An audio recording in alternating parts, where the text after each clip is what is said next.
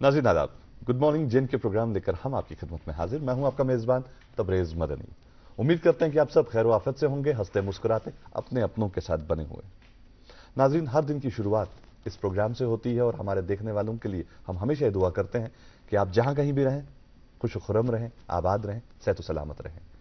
आज इस प्रोग्राम में, जैसा कि आप जानते हैं, 1 घंटे का सफर होता है। इस प्रोग्राम में हम बात करते हैं, खास मेहमान से मुलाकात करवाते हैं और आप तक छोटी मोटी इन्फॉर्मेशन पहुंचाते हैं। आज भी ये सब कुछ होगा और आज इस प्रोग्राम में मेरा साथ दे रही है मेरी साथी हुमैरा शफी। हुमैरा, अस्सलाम वालेकुम। अस्सलाम वालेकुम। कैसे हैं आप? कैसे हैं आप? मैं बिल्कुल ठीक, अल्हम्दुलिल्लाह। आप बताएं। अल्लाह का करम है और आप सबकी दुआएं हैं जी। और वो कहते हैं ना कि हेल्थ इज वेल्थ। बिल्कुल। तो अगर हेल्थ है तो वेल्थ है और अल्हम्दुलिल्लाह अभी जिस दोस्त की जब भी हम उसकी बात करते हैं, जिस दोस्त से हम मिलते हैं, तो हम हमेशा यही दुआ करते हैं कि उससे तो सलामत रहे। दैट मीन्स कहीं ना कहीं अच्छी सेहत होना बहुत ही इंपॉर्टेंट है और यही कहा जाता है कि हेल्थ इज वेल्थ।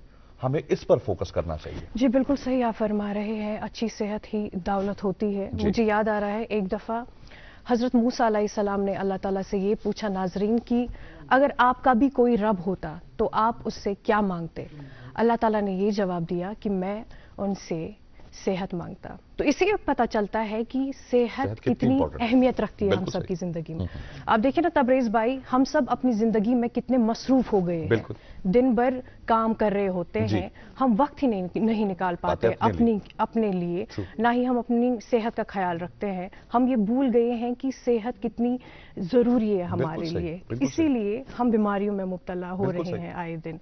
तो नाज़रीन, हमें ख्याल रखना चाहिए अपनी सेहत का, क्योंकि अगर अच्छी सेहत है तभी हम जिंदगी को एंजॉय कर सकते हैं। बिल्कुल। और कहीं ना कहीं माहिरीन का मानना ये है, पहले ये कहा जाता था कि पढ़ोगे लिखोगे तो बनोगे समझदार, है ना, पहले क्या कहा जाता था। लेकिन आजकल माहिरीन ये कहते हैं कि अगर आपकी बॉडी, आपकी फिजिकल जो हेल्थ है वो अच्छी है, तब जाके एक अच्छी सोच के आप मालिक हो सकते हैं, अच्छी जहन के मालिक हो सकते हैं। तो इसका मतलब कहीं ना कहीं आपको फिजिकली फिट होना पड़ेगा, तब जाके आप मेंटली भी फिट होंगे। तो थोड़ा सा इस बात पे ध्यान दें। और कहीं पर बहुत अच्छा सा कोट मैंने पढ़ा था कि health is not only about what you are eating and doing, it's also about what you are saying, thinking and what you are planning. बिल्कुल। तो ये सारी चीजें बहुत इंपॉर्टेंट है। दूसरी बात ये भी तबरेज भाई, आप देखें ना, पहले वक्त में लोग अपने हाथों से या फिर जिस्म से सारे काम अंजाम देते थे, लेकिन आजकल चूंकि टेक्नोलॉजी का दौर चल रहा है, हम पूरी तरह से मशीनों पे रिलाई कर रहे हैं। ठीक है, हम अपने आप से काम नहीं लेते, हम खुद से काम नहीं कर लेते हैं। तो इसीलिए आई थिंक हमारी जो सेहत है दिन ब दिन खराब होती जा रही है। और आप देखें बहुत सारी अब जो है बीमारियां जो हैं वो सेडेंटरी लाइफस्टाइल की वजह से हो गई हैं। हालांकि डॉक्टर्स का मानना ये है कि जब भी अगर आपका काम सेडेंटरी है, आप बैठे हैं 7 घंटे 8 घंटे एक ही जगह बैठकर काम करते हैं, तो आप पानी के सिप्स लिया करें, पानी का बॉटल रखें और थोड़ा थोड़ा पानी पीते रहें। उससे क्या होता है कि आपको थोड़ी देर के बाद वॉशरूम जाने की जरूरत पड़ती है और उससे आपको अपनी कुर्सी से हट के जाना पड़ेगा। कुछ कदम चलेंगे तो उससे थोड़ा सा आपकी फिजिकल एक्टिविटी होगी। तो ये बहुत इंपॉर्टेंट है। छोटी मोटी फिजिकल एक्टिविटी करते रहें, खुद भी करें और अपने फैमिली में भी इस चीज का जो है चलन पैदा करें, खासकर अपने बच्चों में। आजकल हम देखते हैं बच्चे भी बहुत ओबीज हो गए, खाते हैं पीते हैं पढ़ाई करते हैं और एक ही जगह बैठे रहते हैं और ज्यादातर गैजेट्स पे अपना टाइम स्पेंड करते हैं। तो गैजेट्स को हटा के उन्हें आप फिजिकल एक्टिविटीज में डाल दें, उनको लाएं ग्राउंड में। उनकी इम्यून सिस्टम, उनका जो इम्यून सिस्टम वो भी बेहतर होगा जब आप उनको थोड़ा सा एक्सपोज करेंगे टू द एनवायरनमेंट। अगर आप उनको कमरे में ही बंद रखेंगे तो वो कभी भी अपने इम्यून सिस्टम को बेटर नहीं कर पाएंगे। तो इस चीज का थोड़ा ख्याल रखने की जरूरत है। आप भी तंदुरुस्त रहेंगे, आपका परिवार भी तंदुरुस्त रहेगा और बहुत इंपॉर्टेंट है कि घर में सब लोग तंदुरुस्त रहें। अगर कोई भी एक शख्स घर में बीमार होता है तो पूरी फैमिली पर उसका असर पड़ता है, इसलिए इस पर थोड़ा सा गौर करने की जरूरत है। नाज़रीन मोहतरम, आगाज में हम पर कुछ जिम्मेवारियां होती हैं जो मेरी साथी निभाती हैं, तो मैं हुमैरा से गुजारिश करूंगा पहले वो जिम्मेवारियां। Thank you so much. जी नाज़रीन, सबसे पहले आपको बताना चाहेंगे कि आज श्रीनगर का मौसम कैसा रहेगा। It will be mostly Sunny. वही अगर हम दर्जा हरारत की बात करें तो ज़्यादा से ज़्यादा 22 और कम से कम 9 डिग्री सेल्सियस रहने की तवक्का है। जम्मू में ज़्यादा से ज़्यादा 34 और कम से कम 20 डिग्री सेल्सियस रहने की तवक्का है। शहराओं के हवाले से भी आपको बताना चाहेंगे कि आज नेशनल हाईवे 44 पर छोटी गाड़ियों को दोनों तरफ से चलने की इजाज़त दी गई है। वही SSG रोड आज दिन के लिए बंद ही रहेगा। मज़ीद इतलात के लिए आप दिए गए नंबरात जो कि आपकी टेलीविजन स्क्रीन पर अभी अवेलेबल है, आप उनसे भी राबिता कर सकते हैं। जी।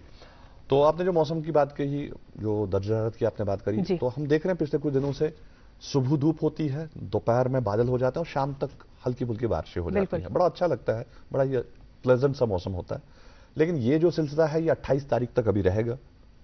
सुबह धूप, दोपहर में बादल और शाम को हल्की फुल्की बारिशें हो सकती हैं, तो इसमें घबराने की कोई जरूरत नहीं है। 28 तारीख तक ये पेशेंगोई है और 28 के बाद उम्मीद लगाई जा रही है कि मौसम टिक जाएगा। हालांकि यही मौसम जो है हमें पूरे मुल्क में एक स्पेशल, वो कहते हैं ना, स्पेशल जगह दिलाता है। सयाह दूर दूर से आते हैं इस मौसम का मजा लेने के लिए। जहां हम देखते हैं अभी मुख्तलिफ स्टेट्स में टेम्परेचर जो है 40+ हो चुका है, और वहीं हम कश्मीर की अगर बात करें, यहां अभी भी टेम्परेचर 20 से नीचे है। हालांकि अभी कुछ दिन पहले 13 डिग्री 12 डिग्री का भी टेम्परेचर दिन में रिकॉर्ड किया गया मैक्सिमम, और रात का दर्जा 8-9 डिग्री से ज्यादा नहीं जा रहा था। तो ये जो खास मौसम है ये हमें ऊपर वाले ने बख्शा है, और हमें चाहिए कि हम अपने कश्मीर वादी की बहुत ज्यादा हिफाजत करें। यहाँ के ये जो एनवायरनमेंट हमें मिला है, ये जो हमें क्लाइमेट मिला है, ये तभी रह सकेगा जब हम इस पर थोड़ी सी मेहनत करेंगे। पेड़ लगाएंगे, अगर काटेंगे एक तो लगाएंगे 10।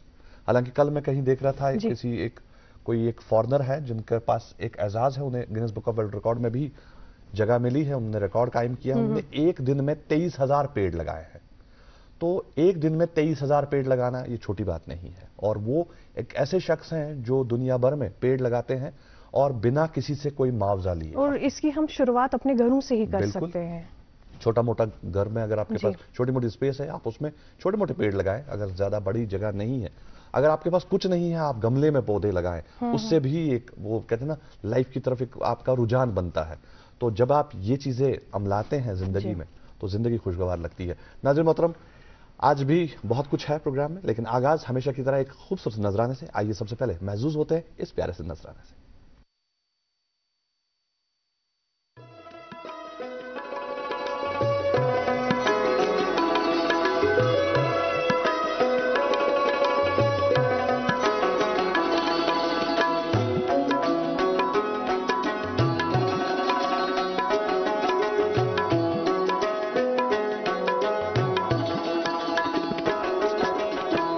जितनी आरज़ूएं म्याने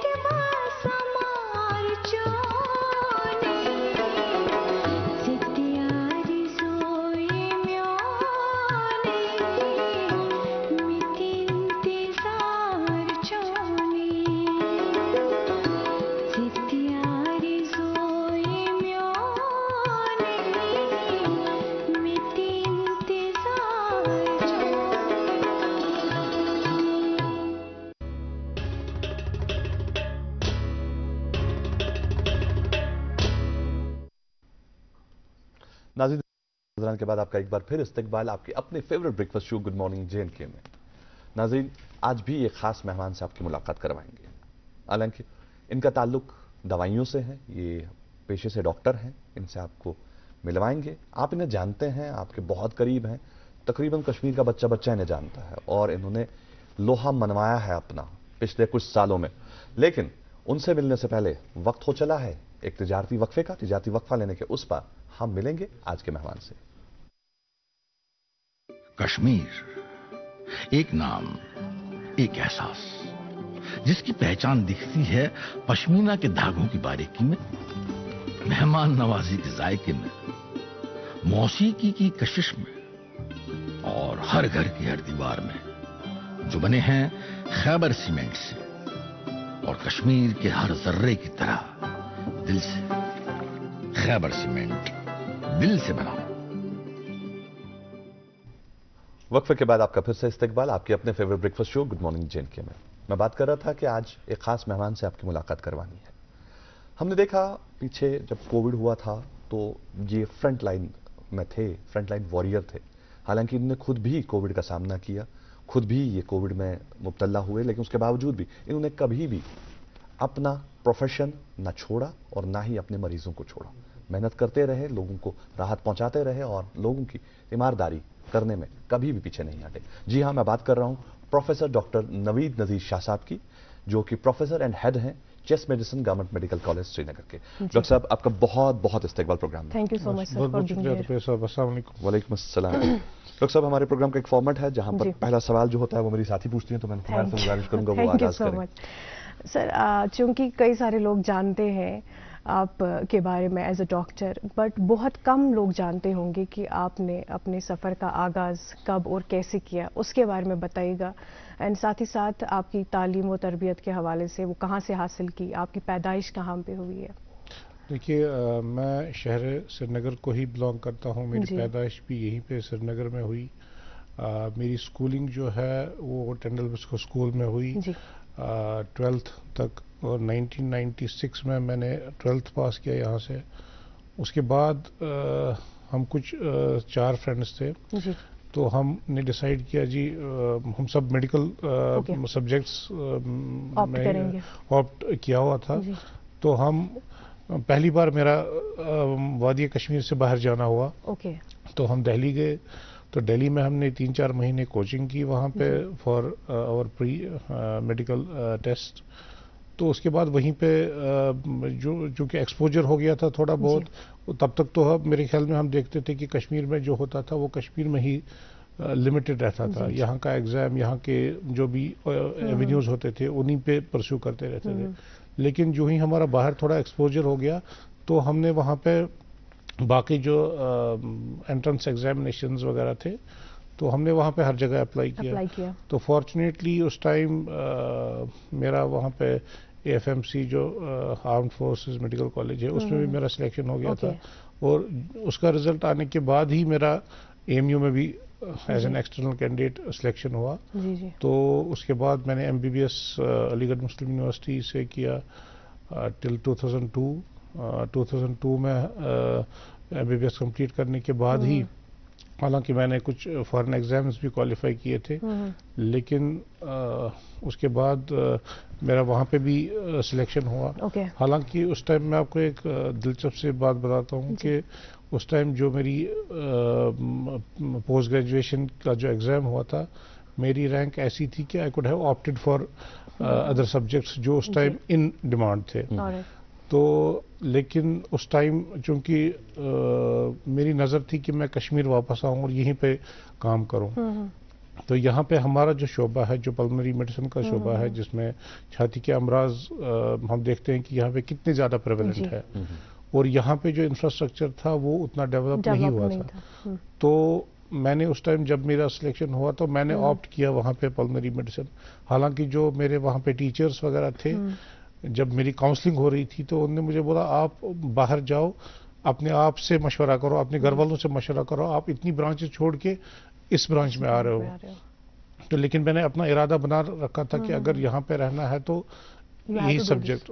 तो फॉर्चुनेटली सफ़र स्मूथली चला। میرا پوسٹ گریجویشن کمپلیٹ ہوا، اس کے بعد میں یہاں آیا اور 2008 میں میرا یہاں پہ سلیکشن ہوا as an consultant and lecturer in pulmonary medicine, and then تب سے ابھی تک سفر چل ہی رہا ہے. ماشاء اللہ ماشاء اللہ. ڈاکٹر صاحب، آپ نے بات کی کہ اپنے جب یہاں سے نکل کے دلی گئے آپ نے وہاں کچھ مہینے کوچنگ لی. واز اٹ پلانڈ کہ ڈاکٹر ہی بننا ہے، یا اٹ واز لائک کہ ان دنوں بچوں کو پیرنٹس کہتے تھے یا تو ڈاکٹر کا شعبہ ہے یا انجینئرنگ کا ہے، بس یہی کرنا ہے؟ بالکل وہی میں کہہ رہا تھا کہ یہاں کا مائنڈ سیٹ جو تھا وہ بیسک انجینئرنگ، اور آپ دیکھیے اس ٹائم ہمارا جب 10th کے بعد سبجیکٹس لینے ہوتے تھے، ہر کوئی لگ بھگ یا تو میڈیکل اور اس کے ساتھ ایڈیشنل میتھس، اور جو میتھ والے تھے وہ ایڈیشنل بایو لیتے تھے، مطلب یہی. اور اکثر ہم دیکھتے تھے کہ میرے فرینڈز بھی کافی پہلے وہ انجینئرنگ میں سلیکٹ ہو گئے اور کچھ پرسنٹیج اس میں پھر میڈیکل میں سلیکٹ ہو گئے. تو ہمارا جو وہ ویژن تھا وہ بس محدود تھا. فارچونیٹلی مطلب میرے ساتھ کبھی کوئی ایسی انٹرفیئرنس نہیں ہوئی. حالانکہ اگر میں اپنی فیملی امیجیٹ فیملی کی بات کروں تو majority of my uncles, maternal paternal all are from the engineering background. تو اس وجہ سے میرا اپنا جو انٹرسٹ تھا وہ زیادہ میڈیکل کی طرف تھا، لیکن میرے ساتھ کوئی ایکسٹرنل انٹرفیئرنس نہیں ہوئی کہ نہیں جی آپ کو اس کی طرف زیادہ جانا ہے یا اس کو انجینئرنگ کی طرف جانا ہے یا میڈیکل کی طرف. تو میرا انٹرنل ہی ڈیزائر تھا کہ میں اس شعبے کی طرف جاؤں. تو میں معافی چاہوں گا، یہ جو آپ نے بات کی پلمنالوجی کی، پلمنالوجی لینے کے لیے آپ نے کہا کہ مجھے ذہن میں تھا کہ کشمیر واپس جانا ہے، وہاں سرو کرنا ہے، لیکن اتنا کیسے ڈیولپ ہوا تھا کہ آپ کو یہ بالکل سیٹ گول تھا آپ کا کہ مجھے پلمنری میڈیسن میں ہی آگے بڑھنا ہے؟ دیکھیے اس میں دو چیزیں تھی. ایک تو آج کل تو ہر کوئی مطلب جو بھی ایک ڈاکٹر بنتا ہے، یا ٹوڈے از دا مطلب جو سپر اسپیشلسٹ کا دور ہے. سو اگر آپ کوئی جنرل سبجیکٹس لیں گے، الٹیمیٹلی آپ کو اگر کوئی فکسڈ گول کسی میں مہارت حاصل کرنی ہے تو you have to go for a specific super specialization. تو اس میں کچھ برانچز ایسی ہیں جو آپ MBBS کے بعد ہی آپٹ کر سکتے ہو، جس میں آپ super specialist at an earlier stage بن سکتے ہو. تو دیٹ از وائی میرا ایک گول تھا کہ ورنہ اگر ہم میڈیسن شعبے میں جاتے ہیں اس میں 3 سال پہلے پڑھنا ہے، then you can go to a separate field for cardiology, neurology یا باقی جو نیفرولوجی، باقی شعبے جو ہے جو سپر اسپیشلسٹ کے ہوتے ہیں. لیکن پلمنالوجی ایک ایسا شعبہ تھا جہاں آپ کو ایک آپشن ملتا تھا کہ آپ MBBS کے بعد ہی ایک سارٹ آف ہے سپر اسپیشلائزیشن برانچ میں جا رہے ہیں. تو سیکنڈ جیسے میں نے کہا کہ یہاں کا موسم، یہاں کے باقی جو ہیبٹس ہے، اسموکنگ وغیرہ، جس کی وجہ سے ہم دیکھتے ہیں کہ یہاں پہ جو چھاتی کے امراض کی تعداد جو ہے وہ بہت زیادہ ہے. اور یہاں پہ ایک تھا کہ یہاں پہ ایسا کوئی کورس نہیں اویلیبل تھا جو پلمنالوجی میں ہوتا ہو، جس کی وجہ سے یہاں پہ اسپیشلسٹ پیدا ہوتے اور جو یہاں پہ پھر سرو کرتے لوگوں کو. اس وجہ سے اور یہاں پہ جو جب کورس اویلیبل نہیں تھا، باہر کا کوئی آ نہیں سکتا تھا یہاں پہ یا آتا نہیں تھا یہاں پہ سرو کرنے کے لیے. تو یہ برانچ جو تھی ایسی تھی جو پوری طریقے سے ڈیولپ ہی نہیں ہوئی تھی. ڈر تھی اور پیپل سفر کر رہے تھے. آپ دیکھیے اب اس ٹائم بھی اگر ہم دیکھیں اب لوگوں میں اویئرنیس آ گئی ہے کہ ہمیں جی اگر کوئی مرض میں مبتلا ہے ہمیں ایک خاص اسپیشلسٹ کے پاس جانا تھا. اس ٹائم تو پہلے کی بات اگر ہم کریں، ہم تو میڈیکل آفیسرز ہوتے تھے، MBBS ہوتے، they used to treat everything. But اب وہ زمانہ ختم ہو چکا ہے. اب ہر کسی میں ایون ان ایجوکیٹڈ پیپل میں اویئرنیس ہے کہ اگر مجھے کوئی مرض ہے تو مجھے کس اسپیشلسٹ کے پاس جانا ہے. تو اسی شعبے کو ڈیولپ کرنے میں ہماری کوشش رہی اور الحمدللہ اگر آپ دیکھیں مطلب پچھلے 15 سال سے ہمارا ہاسپٹل جو ہے جو چیسٹ ڈیزیز ہاسپٹل ہے، ہم نے کوشش کی ہے کہ وہاں پہ اس کو ایسے ڈیولپ کیا جائے تاکہ جو مریض جس کو پہلے باہر جانا پڑتا تھا ڈائگنوسس کے لیے، ٹریٹمنٹ کے لیے، ہماری کوشش یہ رہی ہے کہ اس کو ہم ڈیولپ کریں اور مریضوں کو یہیں پہ فائدہ ملے اور باہر جانے کی ضرورت نہ پڑے. بالکل.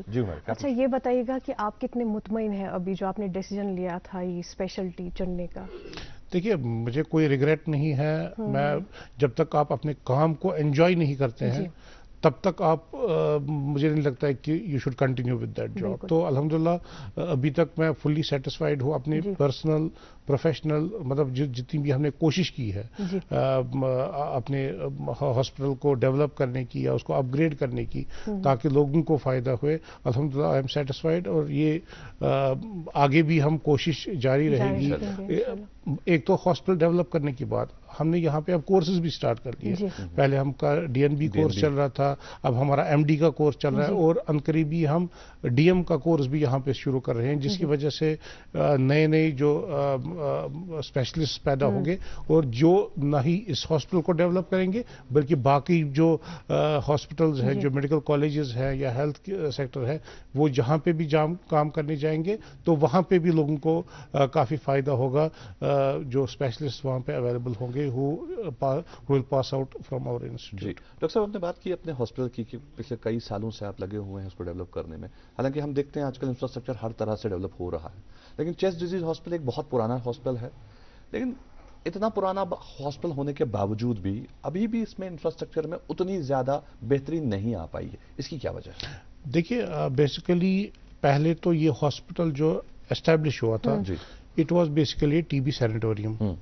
سینیٹوریم مینس کہ اس ٹائم جب ٹی بی کا ہمارے پاس ٹریٹمنٹ اویلیبل نہیں تھا تو ایک پیشنٹ کو تاکہ وہ صحتیاب ہو اور وہ بیماری باقی کمیونٹی میں نہ پھیلے اس کو آئسولیٹ کیا جاتا تھا.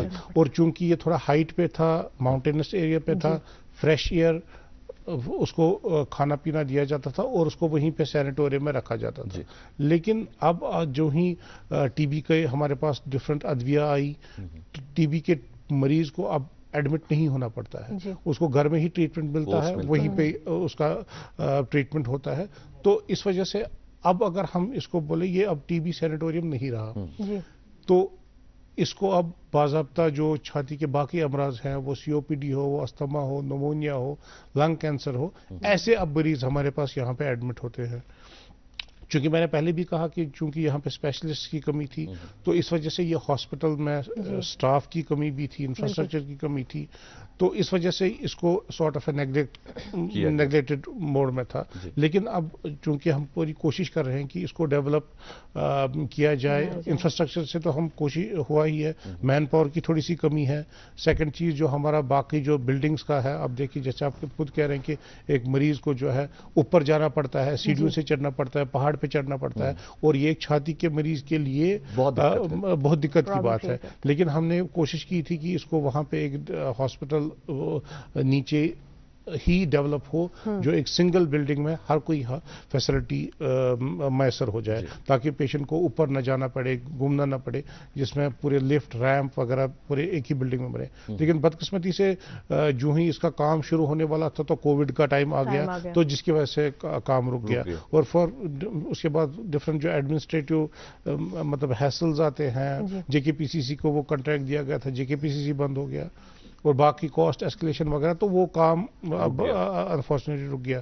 تو اس کے بعد ہمارا جو ایک اور پروپوزل آیا تھا جس میں اس کو ہسپتال کو جی بی پنت ہاسپٹل میں شفٹ کرنے کی بات آئی تھی, تو وہ بھی ابھی چل ہی رہا ہے, کیونکہ جی بی پنت کا اندر کا انفراسٹرکچر جو تھا وہ اپروپریٹ نہیں تھا ہمارے لیے, کیونکہ وہاں پہ زیادہ بچوں کا مطلب اسٹرکچر اسی حساب سے بنایا گیا تھا. ہماری طرف سے مطلب ہمیں فل وینٹیلیٹڈ وارڈ چاہیے, کیونکہ ہمارے زیادہ تر پیشنٹس جو ہوتے ہیں وہ انفیکشس ہوتے ہیں, پراپر وینٹیلیشن ہونی چاہیے. تو اس وجہ سے ہم نے اس میں آلٹریشن کی درخواست کی ہے اور اس میں پروسیسنگ چل رہی ہے. تو ہوپ فلی وہ بھی ایک پلان ہے, اگر وہ میچور ہوتا ہے, وہاں پہ پورا انفراسٹرکچر ڈیولپ ہوتا ہے تو وہاں پہ ایک ایونیو ہے.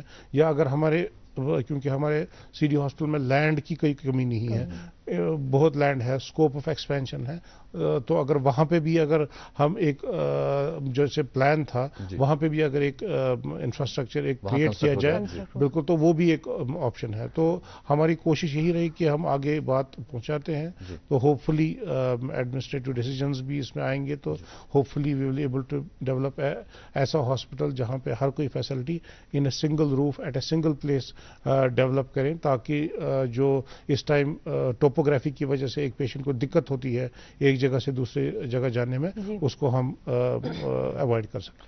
حالانکہ جس ٹائم پر یہ سینٹر بنا ہوگا ट्यूबरक्लोसिस के लिए जब ये बनाया गया होगा तब इतनी आबादी दाएं बाएं तो रही नहीं होगी, लेकिन उसके बाद दाएं बाएं जो आबादी आ गई, क्या आपको लगता है उसकी वजह से भी दिक्कत हो रही है अब हॉस्पिटल में? नहीं, देखिए हॉस्पिटल तो एक क्लोज्ड स्पेस है, हालांकि हमारा जो एंट्री और एग्जिट है नो डाउट उसमें थोड़ी सी दिक्कत आती है, लेकिन वो उसको भी हम अगर एक डिसीजन लिया जाए तो उसको भी हम अवॉइड कर सकते हैं। वहाँ पे जो एंट्री पॉइंट है वहाँ पे अगर वेंडर्स वगैरह जो है जिनकी वजह से वहाँ पे काफ़ी रश रहता है और पेशेंट को या इवन एम्बुलेंसेस को कभी कभी दिक्कत होती है अंदर आने में, तो उसको हम एड्रेस कर सकते हैं। लेकिन अंदर की जो जगह है वो काफ़ी ज़्यादा है एक हमारे हॉस्पिटल को एक डेवलप करने के लिए और फर्दर एक्सपेंशन, क्योंकि आजकल ज़माना ऐसा है कि नई नई चीज़ें आती रहती हैं, तो you need a scope of expansion. तो वहाँ पे इतना दाएं बाएं इतनी जगह है कि अगर फ्यूचर में इसको एक्सपेंड भी करना पड़े उसको भी हम वहाँ पे एक्सपेंड कर सकते हैं। जी, बहुत बहुत शुक्रिया डॉक्टर साहब, इस पर और भी मजीद बात करेंगे, लेकिन नाज़रीन मोहतरम यहाँ पर वक्त तो चला है एक वक्फे का, हम रुकते हैं एक तजारती वक्फे के लिए, वक्फे के उस पर बात को आगे बढ़ाएंगे आज के हमारे मेहमान प्रोफेसर डॉक्टर नवीद नज़ीर शाह साहब के साथ। और आप सबसे गुजारिश है कि जब भी आप कोई भी हमारा प्रोग्राम देखते हैं तो हमें आपका फीडबैक चाहिए होता है कि ताकि हम भी हमारे प्रोग्राम्स को बेहतर कर सकें। हम टीवी पर आप हमें लाइव देखते हैं, इसके अलावा आप हमें यूट्यूब पर भी लाइव देख पाते हैं, और उसके बाद यही प्रोग्राम आप यूट्यूब पर जो है हमारा लिंक होता है जहां पर आप उसको दोबारा देख सकते हैं। फिलहाल रुकते हैं वक्फे के लिए, कहीं मत जाइएगा। कश्मीर एक नाम, एक एहसास, जिसकी पहचान दिखती है पश्मीना के धागों की बारीकी में, मेहमान नवाजी के जायके में, मौसीकी की कशिश में और हर घर की हर दीवार में, जो बने हैं खैबर सीमेंट से और कश्मीर के हर जर्रे की तरह दिल से। खैबर सीमेंट, दिल से बनाओ। न्यूर बेमार हेकि चारवयन जिस्मानी नुकसान वातनवित। अलामत जेवन तालस मास बेरन तो न्यूरन आब बस्त खसिन, लाल वसिन, खेनस कम माजुन, ताप खसुन तो दोद कम दिन। भारत सरकार तरफ एनिमल डिजीज कंट्रोल प्रोग्राम तहत मुफ्त वैक्सीनेशन तो टैग लागनुक सिलसिले शुरू करना आमुद। फील्डस मज मौजूद अमलस सित करियो फिल-फोर रब्त जारी करद live stock development board, animal husbandry department Kashmir. Kashmir एक नाम, एक एहसास, जिसकी पहचान दिखती है पश्मीना के धागों की बारीकी में, मेहमान नवाजी के जायके में, मौसीकी की कशिश में और हर घर की हर दीवार में, जो बने हैं खैबर सीमेंट से और कश्मीर के हर जर्रे की तरह दिल से। खैबर सीमेंट, दिल से बनाओ।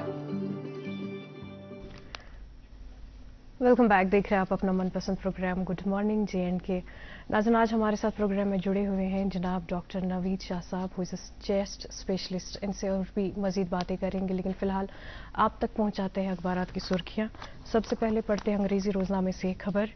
NEP 2020 promotes critical thinking and problem solving skills. LG Sinha highlights its role in producing creative, productive, innovative human capital for building विकसित भारत। जी, और मेरे हाथ में एक रोजनामा है, अंग्रेजी रोजनामा। इसकी सुर्खी कुछ इस तरह से है कि Srinagar tulip garden being close today. Srinagar का जो ट्यूलिप गार्डन है वो आज से बंद कर दिया गया है, और despite government efforts national highway remains hazardous for travellers. ये रोजनामा से खबर। जी, अगली सुर्खी उर्दू रोजनामे से। शहरियत तरमीमी कानून बरकरार रहेगा, अमित शाह। ये कानून किसी की शहरियत नहीं छीनेगा, ये अवाम से मेरा वादा है। जी, मेरे हाथ में एक उर्दू रोजनामा, उसकी सुर्खी कुछ इस तरह से कि सरकारी स्कूलों में तलबा का इंदराज, 5 बरसों में 17% इजाफा। जी, एक और सुर्खी अंग्रेजी रोजनामे से। Work resumes on गंडबल bridge amid public outcry, our delay set to complete by June. जी हाँ, ये गंडबल ब्रिज की जो बात हो रही है, ये वही ब्रिज है जिसकी वजह से अभी रिसेंटली एक हादसा हुआ जिसमें नन्हे मुन्ने जो हैं बच्चे जाँ बहक हो गए। और हालांकि अब सरकार ने इस पर काम शुरू कर दिया है और जून तक उम्मीद लगाई जा रही है कि ये मुकम्मल हो जाएगा। मेरे हाथ में एक और अंग्रेजी रोजनामा, और उसकी सुर्खी कुछ इस तरह से। Over 800 government schools report zero enrolment. जी हाँ, 800 से ज्यादा स्कूलों में बच्चों की जो है انرولمنٹ وہ 0 ہے. اور اسی اخبار سے ایک اور خبر, government reveals 140 crore action plan to clean Doodh Ganga. جی میرے پاس ہے آخری اردو روزنامہ, اس پہ یہ خبر شائع ہوئی ہے, دوپہر تک تیز دھوپ, بعد دوپہر بادل اور شام کے وقت کچھ علاقوں میں بارش ہے. جی میرے ہاتھ میں اردو روزنامہ, اور اس کی سرخی کچھ اس طرح سے کہ مرکز کے رہنما خطوط کے بعد انتظامیہ کی خصوصی ہدایت, تمام اداروں کے سربراہوں کو جون سے ڈیجیٹل دستخط کا سلسلہ شروع کرنا ہوگا. اور اسی اخبار سے ایک اور خبر کہ وادی کشمیر میں سیاح سیزن شروع ہو چکا ہے, اور سیاحوں کا آنے کا جو سلسلہ ہے وہ جاری ہے, لیکن جو ہوائی جو ٹکٹس کی جو ریٹس ہیں وہ کافی اونچی ہو چکی ہیں, ریٹس میں کافی اضافہ ہو چکا ہے, تو اس پر غور کرنے کی ضرورت. جی تو ناظرین محترم, یہ رہے آج کے اخباروں کی سرخیاں, اور امید کرتے ہیں کہ یہ سرخیاں جو ہیں جو ہم نے آپ تک پہنچائیں آپ نے پسند فرمائی ہوں گی. اور یہ چھوٹی موٹی سرخیاں ہوتی ہیں, حالانکہ اگر آپ پورا یہ خبر جاننا چاہتے ہیں تو اس کے لیے آپ کو اخبار دیکھنا پڑے گا. فی الحال ہم بات کر رہے ہیں آج کے ہمارے مہمان پروفیسر ڈاکٹر نوید نذیر شاہ صاحب سے, جو کہ پروفیسر ہیڈ ہیں چیسٹ میڈیسن کے گورنمنٹ میڈیکل کالج سری نگر سے. ڈاکٹر صاحب, ہم بات کر رہے تھے کہ اسٹرکچر ڈیولپ ہوگا اور انشاءاللہ بہت جلد ہو جائے گا, امید ہمیں بھی یہ ہے. یہ جو سیزن ابھی چل رہا ہے اس میں کافی ساری پرابلم دیکھنے کو مل رہی ہیں, کنٹینیوسلی لوگ چھینکتے رہتے ہیں, لوگ شکایت کرتے ہیں, کھانسی کا بھی مسئلہ ہو گیا ہے. اس بارے میں بتائیے یہ اس سیزن میں کیوں ہے اور کیا مسئلہ ہے یہ؟ دیکھیے, اگر ہم چھاتی کے امراض کی بات کریں اور ہمارے کشمیر کی جو کلائمیٹک پوزیشن ہے یا باقی فیکٹرز جو ہے اس میں ہم دیکھتے ہیں کہ پہلے ہم دیکھتے ہیں کہ اکثر چھاتی کے امراض جو تھے وہ ونٹرز تک محدود رہتے تھے, اور سمرز میں ہم دیکھتے تھے کہ کافی کم تعداد میں پیشنٹس آتے ہیں. لیکن اب ڈفرینٹ فیکٹرز جو ہے, جس میں سب سے بڑا فیکٹر ایک اسموکنگ کا ہے, جس کی وجہ سے ہم دیکھتے ہیں کہ جو لنگس میں جو ڈفرینٹ امراض ہیں اس میں ہر کسی کا ڈائریکٹ یا انڈائریکٹ افیکٹ جو ہوتا ہے وہ اسموکنگ کا ہوتا ہے, وہ COPD ہو, وہ استھما ہو, یا خدا نخواستہ لنگ کینسر کی بیماری ہے. تو یہ ہم دیکھتے ہیں کہ ان کی پریویلنس جو ہے وہ کافی بڑھ چکی ہے کشمیر میں. آپ COPD میں دیکھیں as compare to rest of the country سب سے زیادہ انسیڈنس کشمیر میں ہے. مے بی اسموکنگ ایک فیکٹر تو ہے ہی, اس کے علاوہ سیزن جو ہے وہ بھی ایک فیکٹر ہے. اور اب اگر ہم دیکھیں جو ابھی سیزن کی بات کر رہے ہیں, جب ہم دیکھتے ہیں کہ اسپرنگ کا سیزن آیا ہے, ٹرانزیشن آف ٹیمپریچر ہے, سردی سے ہم گرمی کی طرف جا رہے ہیں, اور اس سیزن میں ہم دیکھتے ہیں کہ پولن جو ہے فلاورنگ سیزن ہوتا ہے, پولینیشن ہوتی ہے, اور جو چونکہ ہمارے یہاں گرینری کافی ہے الحمدللہ, وہ ہماری صحت کے لیے اچھی ہے, آب و ہوا کے لیے ٹھیک ہے. لیکن جو چھاتی کے ایسے مریض ہیں یا جو بھی مریض الرجی کی بیماری میں مبتلا ہے, جس کی انسیڈنس بھی ہم دیکھتے ہیں کہ کشمیر میں بہت ہائی ہے as compare to rest of the country. تو اس وجہ سے جو پولنز ہوتے ہیں یہ ہائیلی الرجک ہوتے ہیں, اور جو بھی پیشنٹس الرجی کے امراض میں مبتلا ہوتے ہیں ان میں ہم دیکھتے ہیں کہ یہ پولن جو ہے یہ ان پرابلمز کو ایگریویٹ کرتی ہے. وہ کوئی بھی فارم الرجی کسی بھی فارم میں ہو, وہ اسکن الرجی ہو, وہ آئی الرجی ہو, وہ رائنائٹس ہو یعنی کہ زکام کی الرجی ہو, یا ایون استھما کا پیشنٹ ہو, اس میں بھی ہم دیکھتے ہیں کہ ان پولنز کی وجہ سے یا چینج آف ٹیمپریچر کی وجہ سے جو ہے وہ کافی ہم ان کے جو ایگزسٹنگ سمٹمز ہوتے ہیں ان میں اضافہ ہوتا ہے, اور الرجی کے اٹیکس ہوتے ہیں. اس کے علاوہ اب دیکھتے ہیں ہم کنسٹرکشن ہر جگہ چل رہی ہے, روڈز کی کنڈیشن جو ہے وہ اس ٹائم اتنی اچھی نہیں, اور جو ہی جب ہم سمر کی طرف جاتے ہیں تو بیکاز آف ڈرائینس جب بارش نہیں ہوتی ہے تو یہ دھول جو ہوتی ہے یہ ہمارے ایٹماسفیئر میں جو ہے کافی بڑھتی ہے, اور ٹریفک بھی کافی سڑکوں پہ بڑھ گیا جس کی وجہ سے ایئر پولیوشن بھی ہے. تو ہم دیکھتے ہیں کہ جب رین فال وغیرہ ہوتی ہے تو اس کو وہ سسپینڈ کر دیتی ہے نیچے, لیکن جب ڈرائینس آتی ہے, جب خشک سالی ہوتی ہے تو ہم دیکھتے ہیں کہ اس ٹائم یہ دھول زیادہ ہوتی ہے. اور اس میں نہ ہی جو COPD کا مریض ہو اس میں بھی جو اٹیکس ہونے کا خطرہ رہتا ہے, ریکرنٹ انفیکشنز, وہ اپر ریسپریٹری ٹریکٹ ہو یا لنگس کا انفیکشن ہو وہ بھی بڑھتا رہتا ہے. اور اس کے علاوہ جو الرجی کے پیشنٹس ہیں وہ ہم دیکھتے ہی ہیں کہ اس میں زیادہ تعداد میں ہم دیکھتے ہیں کہ, اور تھرڈ چیز स्कूल्स इस टाइम खुलते हैं, स्कूल्स जब खुलते हैं तो बच्चे जब स्कूल जाते हैं तो वायरल इन्फेक्शंस अगर किसी एक बच्चे को होता है तो वो पूरे क्लास में फैल जाता है, क्योंकि बच्चे एक साथ घुल मिल जाते हैं, तो वो जब घर जाते हैं तो घर आता है तो घर में फैल जाते हैं। तो हम देखते हैं कि ये जो टाइम होता है ये बड़ा पिक्यूलियर सा टाइम है। हम देखते हैं कि इसमें जो अपर और लोअर रेस्पिरेटरी ट्रैक्ट इन्फेक्शन की मरीजों की तादाद भी जो वो भी बढ़ती है, और स्पेशली जो हमारे एलर्जिक डिसऑर्डर्स में मुब्तला होते हैं, वो जुकाम हो, वो खांसी हो, वो सांस की तकलीफ हो, उन पेशेंट्स में भी हम देखते हैं कि इस सीजन में ज्यादा अटैक्स हो जाते हैं। जी, आपने अभी बच्चों का जिक्र छेड़ा। हम देखते हैं कि हमारे जो बच्चे हैं वो ऑलमोस्ट हर एक मौसम में बीमार हो जाते हैं।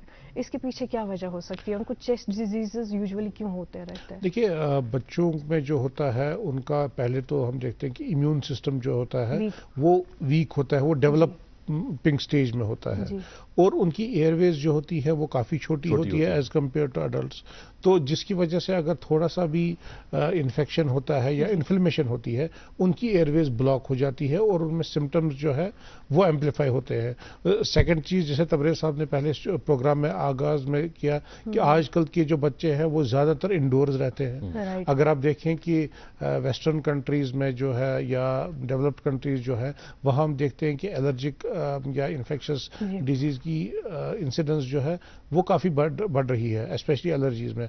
और उसमें हाइपोथेसिस दी गई है जिसे हम हाइजीन हाइपोथेसिस का नाम देते हैं, क्योंकि वो बच्चे जो है उनको एक्सपोजर नहीं रहता है बाहर का, उनको जो डर्ट वगैरह होती है या बाकी एनवायरमेंटल एलर्जेंस या बाकी चीज़ें होती है उनका एक्सपोजर नहीं होता है, तो उनकी जो इम्यून सिस्टम जो एक मॉड्यूलेट होता है वो नहीं हो पाता है, जिसकी वजह से जब उनका फिर एक्सपोजर इन चीज़ों से हो जाता है तो उनके सिम्टम्स जो है काफ़ी जल्दी आ जाते हैं। जब हम देखते थे यहाँ पे बच्चे या बड़े भी बाहर जाते हैं, एक्सपोजर हर किसी चीज़ से होता है, कभी गंदगी से भी, कभी तो अपना इम्यून सिस्टम जो है हमारा वो डेवलप हो जाता है। लेकिन जब अब बच्चे हम देखते हैं कि ज़्यादा गैजेट्स की तरफ ज़्यादा कंसंट्रेटेड है, बाहर नहीं निकलते हैं, खेलते नहीं है, जिनकी वजह से उनका इम्यून सिस्टम भी वीक हो जाता है, और जो एक मॉड्यूलेट होता है bye exposure to different things वो नहीं होता है। तो जब बाहर एकदम आ जाते हैं तो उनका इजीली ससेप्टेबल हो जाते हैं वो एलर्जीज के भी, और अगर कोई इन्फेक्शस डिजीज कोई इन्वॉल्व हो जाता है तो वो जल्दी से बाकी लोगों को या बच्चों को भी स्प्रेड हो जाता है। अच्छा, आपने अभी जो हाई रिस्क पेशेंट्स है उनके बारे में बात की, पर्टिकुलरली अगर हम एस्थमा पेशेंट्स की बात करें जिनको ये एलर्जी बहुत जल्दी लग सकती है, हमें बताइएगा कि वो अपने आप को कैसे बचा सकते हैं, क्या प्रिकॉशंस लेने चाहिए? देखिए, पहली बात तो ये कहूँगा, एलर्जी ट्रांसमिट नहीं होती है। एलर्जी बेसिकली इंसान के अंदरूनी मतलब एक इनहेरेंट प्रॉपर्टी होती है, और वो उसके सिम्टम्स तब प्रेसिपिटेट होते हैं जब वो उस चीज़ से एक्सपोज्ड हो जाता है जिस चीज़ से वो एलर्जिक हो। और जो वायरल इन्फेक्शंस होते हैं, वायरल इन्फेक्शंस बड़े सबसे ज़्यादा कॉमन कॉज होते हैं आपकी एलर्जी को भी एग्रीवेट करने में। देखिए, पहले तो हम अगर कोई भी जिस भी फॉर्म की एलर्जी में मुब्तला है, एलर्जी को मैं ये पहले कहूँगा कि ये क्योरेबल नहीं होता है, ये कंट्रोलेबल होता है। तो कंट्रोल आप कैसे कर सकते हैं? पहली चीज़ तो ये, अगर आप खुद से आइडेंटिफाई कर सकते हैं। Sorry to interrupt you sir, क्या हमें फिर एलर्जी के लिए ताउम्र दवाई लेनी पड़ती है? बिल्कुल, जैसे एक ब्लड प्रेशर का मरीज होता है, जैसे शुगर का मरीज होता है, ऐसे ही एलर्जी का मरीज जो है जिस लेवल पे उसको एलर्जिक डिसऑर्डर है उसके हिसाब से उसको मेडिसिन कंटिन्यूसली लेनी पड़ती है ताकि उसकी बीमारी कंट्रोल में रहे। और अगर वो खुद से पहले आइडेंटिफाई कर सकता है कि मुझे किस चीज़ से एलर्जी हो रही है, सबसे बेहतर तो यही रहेगा कि उस चीज़ को कंप्लीटली अवॉइड कर सके। वो डस्ट हो, वो स्मेल हो, वो कोई खाने की चीज़ हो, अगर वो खुद से आइडेंटिफाई करता है, या कुछ हमारे पास टेस्ट भी ऐसे अवेलेबल होते हैं जिससे हम आइडेंटिफाई कर सकते हैं कि एक पेशेंट को किस किस चीज़ से एलर्जी है, तो उससे वो बच सकता है अगर वो ये चीज़ें अवॉइडेंस थेरेपी इख्तियार करे। सेकेंड, डिपेंडिंग अपॉन नाक की एलर्जी है, चेस्ट की एलर्जी है, स्किन की एलर्जी है, तो उसको हम प्रिवेंटिव दवाई ले सकते हैं। और स्पेशली उसको ज़्यादा एहतियात बरतना تب ہوتا ہے جب یہ اس کے الرجنز جو ہے وہ ایٹماسفیئر میں زیادہ پائے جاتے ہیں. فار ایگزامپل جیسے پولن کی ہم نے بات کی, تو پولنیشن سیزن ہے, جس کو پولن الرجی ہے تو اس کو کوشش یہی رہنی چاہیے کہ اس سیزن میں وہ اپنے منہ ناک کمپلیٹلی کو ڈھک کے رکھے تاکہ اس کو وہ ایکسپوجر نہ ہو, یا باقی بھی چیزیں جو جس کی الرجی میں مبتلا ہے اس کو اوائڈ کرے. اس کے بعد پھر میڈیسن کا رول آتا ہے. ایک تو ٹریٹمنٹ ہوتا ہے, دوسرا پریونشن ہوتا ہے. ٹریٹمنٹ کے لیے الگ اینٹی الرجکس ہوتے ہیں, وہ انہیلر فارم میں ہو, وہ نیزل اسپرے کے فارم میں ہو, یا اورل ٹیبلٹس کے فارم میں ہو. ٹریٹمنٹ الگ اینٹی ہسٹامینک سے ہوتا ہے, اور کنٹرول جو ہے کنٹرول کے لیے الگ ادویہ ہے جو ایک پیشنٹ کو اس بیماری کو کنٹرول میں رکھتا ہے اور سمٹمز یا اٹیکس ہونے کی جو اندیشہ ہے اس کو منیمائز کر سکتا ہے. ڈاکٹر صاحب, یہ جو آپ بات کی, ہمیرا نے بات پوچھی کہ دوائیاں کھانے ہیں, پوری عمر کھانی ہے دوائیاں, کیا یہ بھی کہہ سکتے ہیں کہ یہ دوائیاں کھا کر اس پیشنٹ کا جو امیون سسٹم ہے وہ کمپریس ہو جاتا ہے؟ دیکھیں بیسیکلی جو الرجی کی تکلیف ہوتی ہے, یہ بیسیکلی امیون سسٹم ویک نہیں ہوتا ہے, لیکن امیون سسٹم ہائپر ایکٹیو ہوتا ہے. یعنی کہ اگر جیسے کوئی بھی ہم ایک فارن باڈی ہمارے باڈی میں جاتی ہے تو ہمارا امیون سسٹم ایکٹیویٹ ہوتا ہے اس کو کنٹرول کرنے میں, تاکہ وہ ہمارے ہارم نہ کرے ہماری باڈی کو. لیکن الرجی میں کیا ہوتا ہے, الرجی میں اپنا امیون سسٹم ہائپر ایکٹیو ہو جاتا ہے. وہ تو اس کو کنٹرول کرنے کے چکر میں جو اپنے آرگنز اپنے ہوتے ہیں ان پہ بھی اثر کر لیتا ہے, جس کی وجہ سے ہمیں سمٹمز آتے ہیں. وہ چیسٹ ٹائٹنس ہو, وہ کھانسی ہو, وہ زکام ہو. بیسیکلی دس از, یہ نہیں کہیں گے کہ امیون سسٹم ان کا ویک ہے, لیکن امیون سسٹم ہائپر ایکٹیو ہے, but unfortunately it is hyper active and it is affecting the bodies own organs. تو اس وجہ سے جو اس کا ٹریٹمنٹ ہوتا ہے, موسٹ آف دا ٹائمز ایسی ادویہ دی جاتی ہے جس سے امیون سسٹم کو تھوڑا سا سپریس کیا جائے تاکہ وہ اتنا زیادہ ایکٹیو نہ رہے. بالکل اسی کو جیسے مین سٹے آف, اگر ہم ایزما کی بات کریں, مین سٹے جو ٹریٹمنٹ ہوتا ہے وہ اسٹیرائڈ ہوتا ہے. اسٹیرائڈس اگر ہم کی بات سنتے ہی انسان کو کام اٹھتا ہے کہ اسٹیرائڈس کے تو کافی سائیڈ افیکٹس ہیں, لیکن اسی وجہ سے ہم جو اسٹیرائڈ فارم جو استما کا ہو یا الرجک رینٹس وہ لوکل فارم میں دیتے ہیں, ان دا فارم آف انہیلر دیتے ہیں, تاکہ اس کا لوکل امیون سسٹم ہے وہ ریگولیٹ ہو جائے, اور اس کی باقی جو اسٹیرائڈس کے باقی سائیڈ افیکٹس جو ہوتے ہیں جو اس کے باقی باڈی پر برے اثرات ڈال سکتا ہے اس کو ہم منیمائز کریں. بہت بہت شکریہ. اس پر اور بھی مزید بات کریں گے, لیکن یہاں وقت ہو چلا ہے ناظرین محترم ایک وقفے کا. ہم ایک کمرشل بریک کے لیے رکتے ہیں, بریک کے اس پر بات کو آگے بڑھائیں گے آج کے ہمارے مہمان سے. کہیں جائیے گا مت. کشمیر ایک نام, ایک احساس, جس کی پہچان دکھتی ہے پشمینہ کے دھاگوں کی باریکی میں, مہمان نوازی کے ذائقے میں, موسیقی کی کشش میں, اور ہر گھر کی ہر دیوار میں, جو بنے ہیں خیبر سیمنٹ سے, اور کشمیر کے ہر ذرے کی طرح دل سے. خیبر سیمنٹ, دل سے بنا. ایک بار پھر سے خیر مقدم کرتے ہیں آپ سبھی کا آپ کے اپنے من پسند پروگرام گڈ مارننگ JNK میں. اچھا ڈاکٹر صاحب, آپ دیکھیں نا, اگر ہم جو آپ کے شعبے کے بارے میں پرٹیکولرلی بات کریں, ہمیں بتائے گا کہ کیا کیا نئی ایڈوانسمنٹس ایوالو ہوئی ہے جو آپ نے انٹروڈیوس کی ہوگی ریسنٹلی.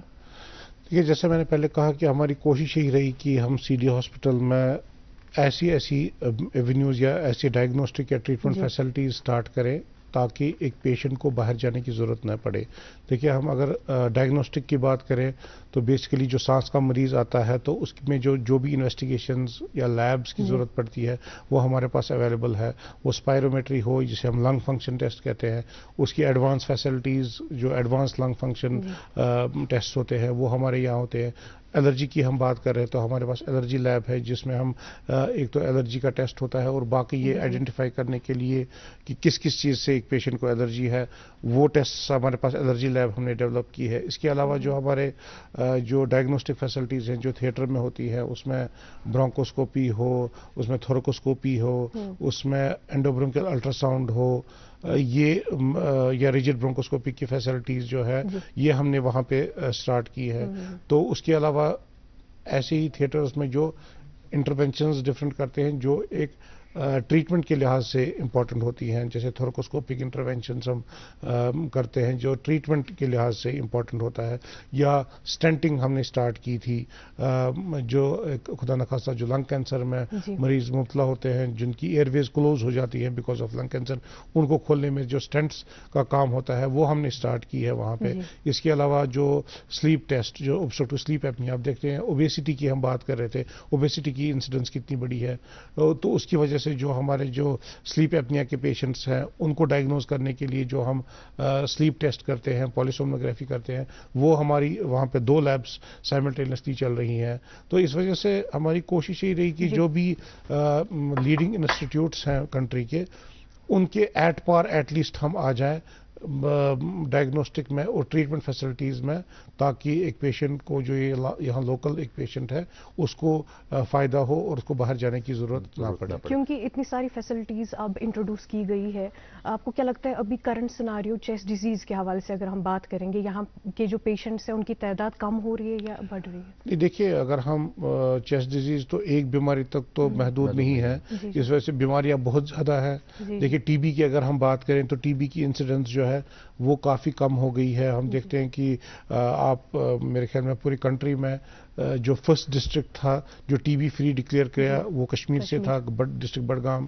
اس کے علاوہ جو باقی ڈسٹرکٹس بھی ہے، 3 اور ڈسٹرکٹس کو بھی ٹی بی فری قرار دیا گیا ہے۔ اس کے علاوہ باقی جو ایویلویشن ہوتی ہے اس میں گولڈ، سلور یا برونز میڈلز باقی ڈسٹرکٹس کو ملا ہے۔ یہ اسی کی وجہ سے کہ کیونکہ ٹی بی کی انسیڈنس جو ہے وہ کم ہو رہی ہے، جو ایک WHO کا ایک گول ہے کہ 2030 تک ہم ٹی بی کو کمپلیٹلی ایریڈیکیٹ کریں گے، یا ہمارے ملک کا جو گول ہے وہ 2025 تک ہے۔ تو ہم اگر کشمیر کی بات کریں تو ہم اس پہ کافی حد تک کامیاب ہو گئے ہیں۔ اس کے علاوہ جو باقی امراض میں جو ہم بات کر رہے تھے جیسے COPD ہے، ایزما ہے یا لنگ کینسر ہے، لنگ کینسر کی انسیڈنس جو ہے وہ بہت زیادہ ہے۔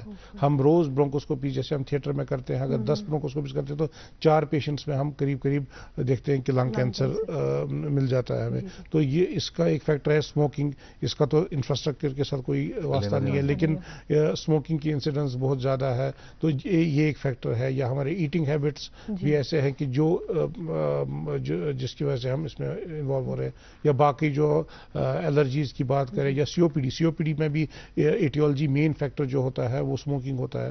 اس کے علاوہ جو الرجیز کی ہم بات کر رہے تھے تو because of greenery, because of جو پولوشن یا باقی جو فیکٹرز ہیں، اس کی ہم دیکھتے ہیں کہ اس کی تعداد جو ہے وہ کافی زیادہ ہے ان پیشنٹس کی۔ تو انفیکشس ڈیزیز میں نو ڈاؤٹ ہم دیکھ رہے ہیں کہ کمی آ رہی ہے، لیکن باقی جو نان کمیونیکیبل ڈیزیزز ہیں جس میں استھما ہے، جس میں COPD ہے، جس میں لنگ کینسر کی ہے، اس کی انسیڈنس جو ہے وہ ہم دیکھ رہے ہیں کہ کافی بڑھ رہی ہے۔ ڈاکٹر صاحب، آپ نے بات کہی کہ دوائیاں جو دی جاتی ہیں اس میں اورل بھی ہوتا ہے، اسپریز بھی ہوتے ہیں اور پمپس بھی ہوتے ہیں جو ہم یوز کرتے ہیں، لیکن اکثر ہم نے دیکھا ہے پیشنٹس کو یہ بولتے ہوئے کہ اگر میں نے ایک بار پمپ یوز کر لیا تو میں اس پہ ڈیپینڈنٹ ہو جاؤں گا، اور وہ اورل دوائی کھانے کے لیے تیار ہے نہ کہ انہیلر یوز کرنے کے لیے۔ یہ بتائیں یہ کس حد تک صحیح ہے؟ دیکھیے بالکل صحیح، ایک سٹگما ہم جیسے ایک ٹی بی کے ساتھ ایک سٹگما ایسوسیٹڈ تھا، ویسے ہی انہیلڈ میڈیکیشن کے ساتھ ہمارا یہ جو ہے بڑا سٹگما ہے۔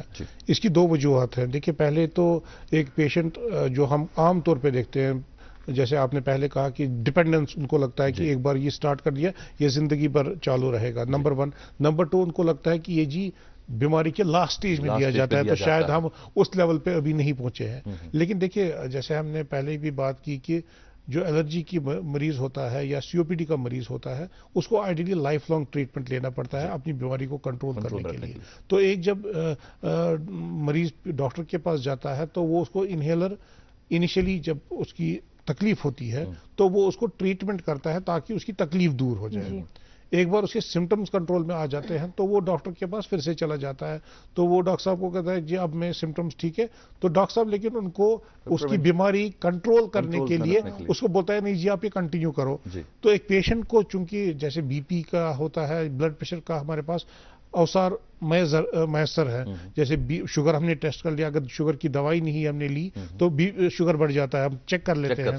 BP کی دوائی نہیں لی تو BP چیک کرتے، لیکن انفارچونیٹلی جو استما کا مریض ہوتا ہے یا الرجی کی، اس کو کوانٹیفائی کرنا بڑا مشکل ہوتا ہے ایک پیشنٹ کے لیے کہ وہ ٹیسٹ ایسا کچھ کرے کہ جس سے وہ کنٹینیوسلی مانیٹر کرے. تو ایک ڈاکٹر کا یہی کوشش رہتی ہے کہ اس کی بیماری کنٹرول میں رہے، اسی وجہ سے اس کو بولتا ہے وہ کنٹینیو کرو دوائی.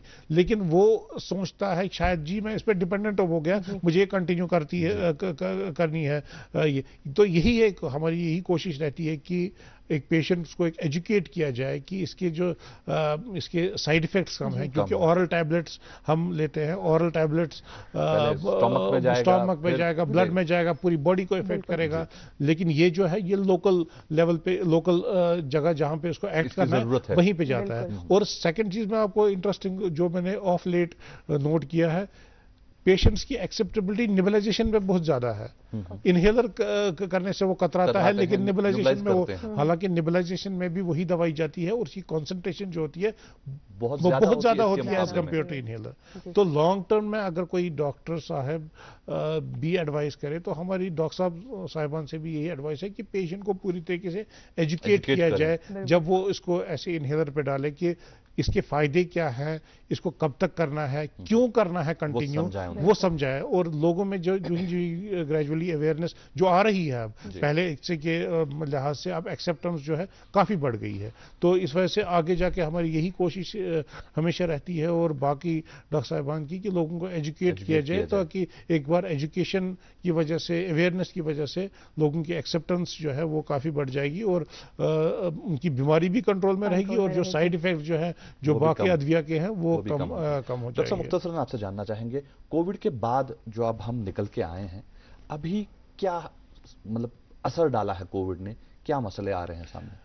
دیکھیے کووڈ تو ہم باہر نہیں آئے، کووڈ ہمارے پاس ہی ہے. کووڈ ہمیشہ رہے گا، وائرس یہیں پہ ہے، وہ کہیں نہیں گیا ہے.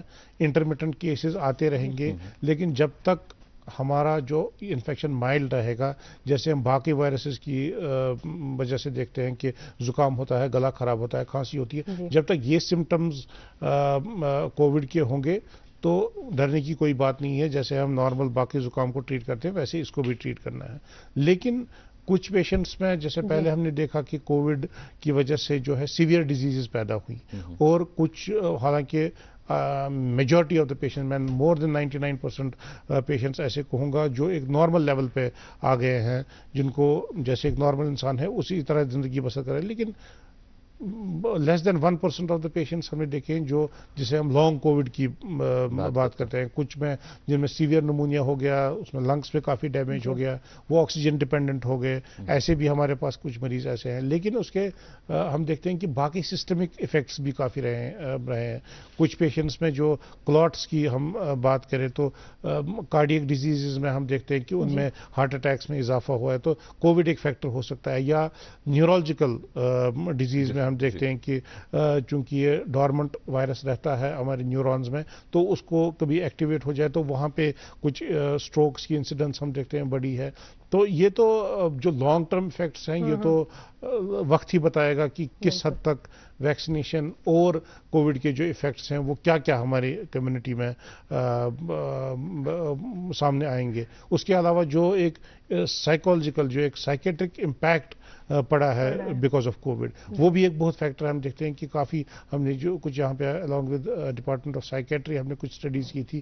ہم یہ پیشنٹس پہ ہی نہیں بلکہ ہیلتھ کیئر ورکرز اور even attendants of the patients ان پہ بھی سائیکولوجیکل ایک امپیکٹ پڑا ہے بیکاز آف کووڈ. مگر میجورٹی آف دا پیشنٹس ہم دیکھیں جو بھی کووڈ میں مبتلا تھے وہ صحتیاب ہو گئے اور ایک نارمل زندگی گزار رہے ہیں ایز ایوری ون. ڈاکٹر صاحب اگر ہم الرجی پیشنٹس کے بارے میں بات کریں، پرٹیکولرلی اس موسم میں، پولن والے سیزن میں، وہ خود سے میڈیکیشن کرتے ہیں، اینٹی بایوٹکس لیتے ہیں، ڈاکٹر کے پاس نہیں جاتے، کنسلٹ نہیں کرتے، تو از اٹ رسکی؟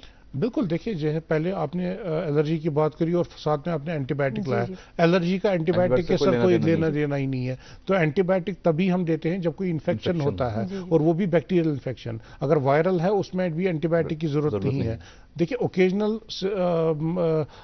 اینٹی ہسٹامینک یا اینٹی الرجک کوئی لینا فار کنٹرول آف سمٹم، اس میں کوئی ہارم نہیں ہے. لیکن اگر آپ کو ریکرنٹلی ہو رہا ہے یا آپ ایک قسم کا ڈیپینڈنٹ ہو رہے ہیں اور اینٹی الرجکس پہ، یہ ایک ایک تو آپ کی الرجی کو بھی ہارم کرے گا، اور یہ اینٹی الرجکس جو لانگ ٹرم ہے یہ آپ کے باقی سسٹمز کو بھی افیکٹ کر سکتا ہے، آپ کے ہارٹ پہ اثر پڑ سکتا ہے یا باقی جو افیکٹس ہیں. اس لیے اینٹی ہسٹامینک ایٹ یا اینٹی الرجکس اس ٹائم لینا جب آپ کے سمٹمز ہیں، کوئی پرواہ کی یا گھبرانے کی بات نہیں ہے، آپ لے سکتے ہیں، لیکن لانگ ٹرم پہ اس کو کنٹینیو کرنا یہ آپ کے لیے ہارمفل ہو سکتا ہے. لیکن بہتر ہمیشہ یہی رہتا ہے کہ آپ ڈاکٹر سے بالکل امیڈیٹ لیو کی آپ لے سکتے ہیں، لیکن بہتر یہ رہے گا کہ ایک ڈاکٹر کے پاس جائے، وہ آپ کو پورا طریقے سے ایویلویٹ کرے گا کس لیول پہ الرجی ہے، کون سی دوائی اگر آپ کو لانگ ٹرم لینی ہے کون سی آپ کے لیے سیف ہے، آپ کی بیماری کے لیے آئیڈیل ہے، تو اس سے آپ سائیڈ ایفیکٹ سے بھی بچ سکتے ہیں اور آپ کی بیماری بھی کنٹرول ہو سکتی ہے. ڈاکٹر صاحب ہمارا پروگرام آخری پڑاؤ پر پہنچ چکا ہے، پتہ ہی نہیں چلتا ہے 1 گھنٹے کا سفر کیسے ختم ہو جاتا ہے.